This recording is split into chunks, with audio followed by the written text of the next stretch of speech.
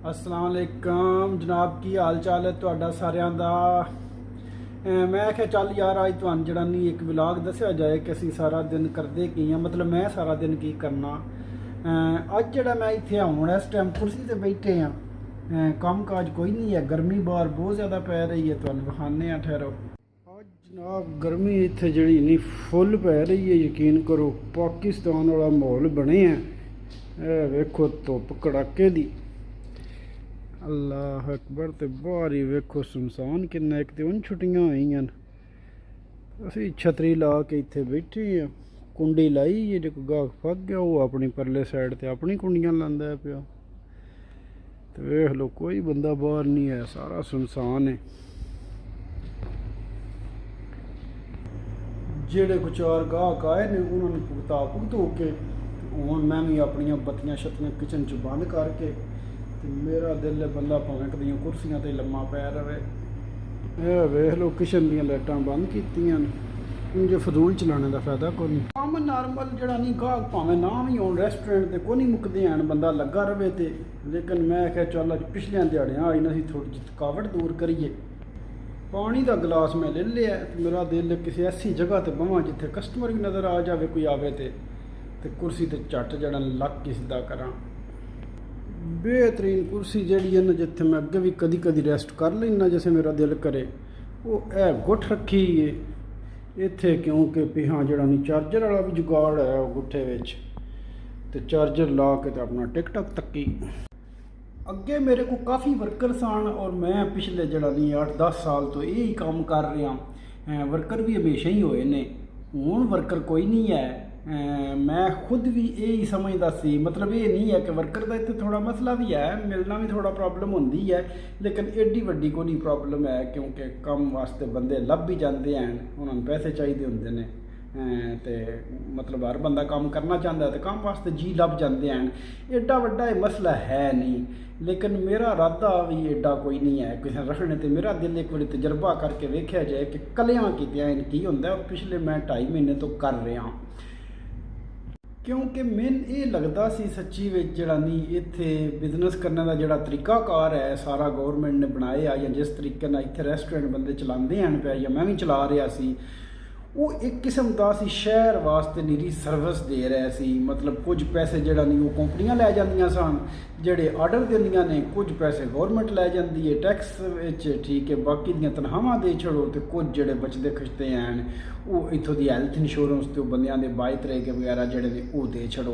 तो ये सारे खर्चे सन बहुत ज़्यादा, और इन्हां वास्ते ही सेल भी बहुत ज़्यादा चाहिए सी। तो हुण जेड़ा अल्लाह दा शुक्र है कि खर्चा अपना है कोई ना। अजे तक मैनू कुछ चौकी समझ आई कोई नहीं है कि इंज फायदे विच या दूजी तरह फायदे विच सी। लेकिन एक गल दी मैनू जरूर समझ आई है को पहले जड़ा नहीं हर टाइम जो सवेरे 11 बजे उठना, इत्थे दगड़ दगड़ दगड़ दगड़ होंदी सी पई। कम कम ठीक है, शोर पे है, सेल हो रही है, पैसे आ रहे ने, पैसे जा रहे ने, ठीक है, भाजड़ लगी है, बंदे भी सारा कुछ अगे पिछे सारा, लेकिन पैसा हथ विच हकीकत विच आउंदा कोई नहीं सी। कुछ थोड़ा जिहा टाइम गुजरने तो बाद इस गल की भी समझ आ जाएगी कि हुण बेहतर है या पहले बेहतर सी, क्योंकि अजे तक जड़ा नहीं खर्चे पहले वाले चल रहे सन, और सेल जिहड़ी है वो क्योंकि असें कोई डिलीवरी वगैरह पहले टाइम की बंद रखी है 5 बजे तक, बाकी सेल हो ही है, उहदे विच कोई फर्क है नहीं। लेकिन डिलीवरी जिहड़ी है वो पहले 5 बजे तक वो बंद रखी है। बंदियां दे कुंदी गुम वगैरह भी होए ने, और उन्हां दियां लोन रेशनिंगां जिहड़ियां सन, मतलब जिहड़ा हिसाब किताब भी वो महीना पूरा ही चलदा पौंदा है। तो इस अगले महीने तो जड़ा नहीं वो मैं जितने आओ खा वगैरह ने या हैल्थ इंश्योरेंस जिहड़ी है ये, मतलब या दूसरे जिहड़े अखराजात जिहड़े गौरमेंट ने देईदे सन, उंदा टैक्स वगैरह वो को 2000 यूरो देईदा सी, वो तकरीबन ख़त्म हो जाना है। हुण जिहड़ा अगला नवां महीना शुरू होना है, यह जिहड़ा हुण स्टार्ट हो गया इस तो फिर कोई बेहतर समझ आवेगी कि की चल रहा है। फिर मेरे उत्ते कर्जे भी जड़ा नहीं वो भी काफ़ी सारे सन, जेडे मैं लगातार दे जा रहा। ਉਹ ਕਦੀ ਕੋਈ ਕਿਸੇ ਅਦਾਰੇ ਨੇ ਬੰਦ ਕੀਤੇ ਹੁੰਦਾ ਅਕਾਊਂਟ ਜਿਹੜਾ ਨਹੀਂ ਫਰੀਜ਼ ਕੀਤੇ ਹੁੰਦਾ, ਕਦੀ ਕਿਸੇ ਨੇ ਕੀਤੇ ਹੁੰਦਾ, ਲੇਕਿਨ ਤਕਰੀਬਨ ਕਾਫੀ ਹੱਦ ਤੱਕ ਜਿਹੜਾ ਨਹੀਂ ਮੈਂ ਉਹਨਾਂ ਤੋਂ ਸਿਰ ਛੁਡਾ ਲਿਆ ਔਰ ਉਹਨਾਂ ਦੇ ਕਾਫੀ ਸਾਰੇ ਪੈਸੇ ਦੇ ਦਿੱਤੇ ਹਨ। ਅਜੇ ਵੀ ਹੈ ਕਾਫੀ ਮਤਲਬ 10-12 ਹਜ਼ਾਰ ਯੂਰੋ ਹੈ ਜਿਹੜਾ ਅਜੇ ਦੇਣੇ ਵਾਲਾ ਹੈ, ਲੇਕਿਨ 42,000 ਯੂਰੋ ਤੋਂ ਕਮ ਸੇ ਕਮ ਮੈਂ 10-12 ਹਜ਼ਾਰ ਤੇ ਆ ਗਿਆ और मेरा ख्याल है कि ਇਹਦਾ तो भी जल्दी सिर छुड़ा लिया जाएगा। इतनी बुरी पोजीशन नहीं रही है, फिर रेस्टोरेंट भी जल गया सी, लेकिन अल्लाह का शुक्र है एक कम से कम ज़रूर होया है कि ये कलिया करने नाल ये है कि माहौल बड़ा पुरसकून हो गया है। फिर जेहन में जड़ा हर टाइम बर्डन होंदा सी ओदी तनख्वाह चढ़ गई, एदी चढ़ गई, ठीक है, दो आओ खादी इतने देने हैं, वो भी आहिस्ता आहिस्ता प्रेशर जड़ा जहनी तौर पर वो बेहतर हो रहा है और मैं बड़ा पुरसकून हाँ इस हवाले नाल। मैं खुद कभी काम भी नहीं सी कीता और मेरे वास्ते ये वजन शदन भी बहुत ज़्यादा वध गया सी, शुगर भी होंदी है पई लेट के, ठीक है। तो ये भी मैंने फायदा होया कि तुसीं वेख रहे हो कि मेरा वज़न जिहड़ा है वो बिल्कुल फिट हो गया है और अल्लाह पाक का शुक्र है। शुगर मतलब वो सिर्फ साइशन सी, थोड़ा जा मतलब लारम पोजीशन सी, लेकिन वो भी जिहड़ा नहीं जाती रवे दी कोई मसला मसैल होने नहीं लगा है।